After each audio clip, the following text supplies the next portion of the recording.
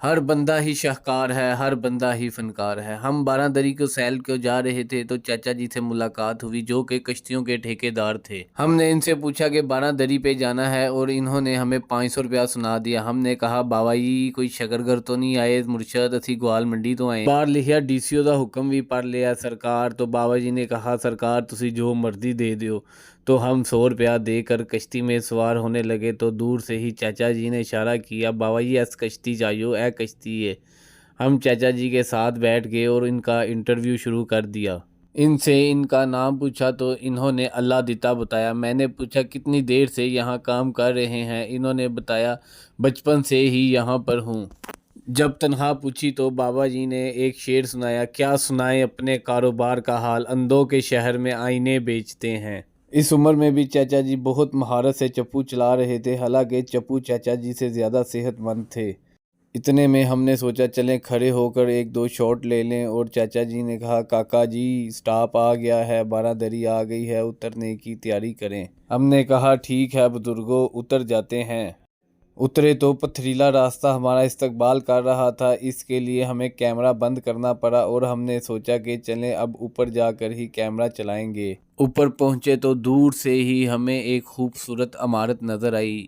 جی ہاں یہی ہے کامران کی بارہ دری۔ لاہور اور راوی دریا کا ساتھ صدیوں پرانا ہے۔ کسی دور میں راوی دریا لاہور کی سڑکوں کے ساتھ ساتھ چلتا تھا۔ بدلتے وقت نے راوی کا رخ بھی بدل دیا اور یہ شہر سے باہر آ گیا۔ 1960 کے سندھ طاس معاہدے کے مطابق یہ تو پھر بہنا ہی بھول گیا اور اس میں پر ابھی بھی بہت سی یادگاریں باقی ہیں۔ راوی کے حسن نے مغل بادشاہوں کو اتنا متاثر کیا کہ انہوں نے اس کے ارد گرد آبادیاں بنائیں، قلعے اور باغ بھی تعمیر کیے۔ لاہور راوی کے پل سے گزریں تو نیچے ایک چھوٹے سے جزیرے پر آج بھی آپ کو کامران کی بارہ دری نظر آئے گی، جو کہ لاہور میں بننے والی مغلوں کی پہلی عمارت تھی، جو کہ 1530 میں ہمایوں کے بھائی اور اس وقت کے لاہور کے حکمران مرزا کامران نے بنائی تھی، آج بھی اسی کے نام پر موجود ہے۔ تاریخ دان بتاتے ہیں کہ مرزا کامران نے لاہور کے باہر ایک باغ بنایا تھا جو کہ 1600 فٹ لمبا اور 1600 فٹ ہی چوڑا تھا۔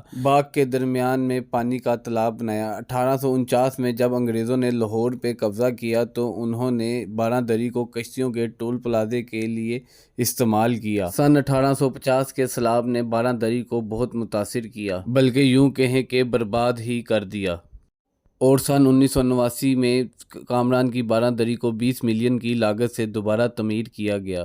یہ مغلیہ دور کا ایک بہت ہی خوبصورت شاہکار ہے جو کہ اپنا ثانی نہیں رکھتا۔ ہم سیڑھیاں چڑھ کر اوپر جا رہے تھے اور سامنے ہی یہ ہسٹری بورڈ پڑھنے لگے۔ ہسٹری بورڈ پر کامران کی بارہ دری کی تمام سٹوری۔ بارہ دری کا مطلب ہے کہ 12 در، یعنی کہ 12 دروازوں والی عمارت۔ مرزا کامران نے اسے موسم گرما کے لیے بنایا تاکہ اس کے چاروں جانب سے ٹھنڈی ہوا کے جھونکے آتے رہیں۔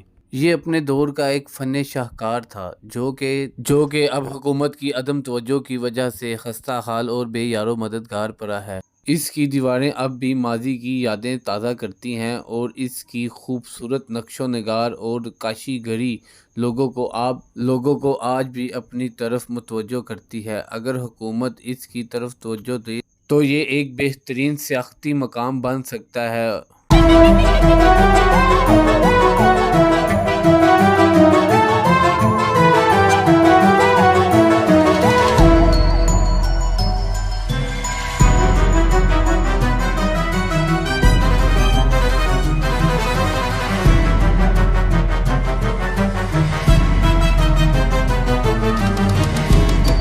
اسی کے ساتھ آپ سے آپ کا میزبان دانش پاکستانی اجازت چاہے گا۔